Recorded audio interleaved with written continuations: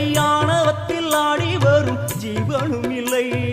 சொந்த பந்தம் யாரும் இல்லை, சூழும் ஜனம் நல்லதில்லை.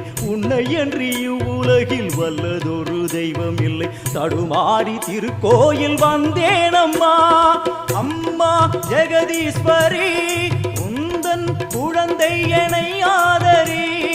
அம்மா ஜெகதீஸ்வரி, உந்தன் குழந்தை என்னை ஆதரி.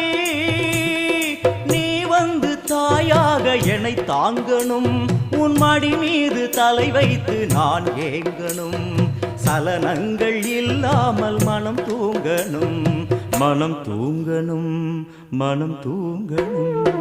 எங்களுக்கு குறையும் உண்டு, அதனை நான் அழுது சொல்லலாமா? என் தாயும் நீ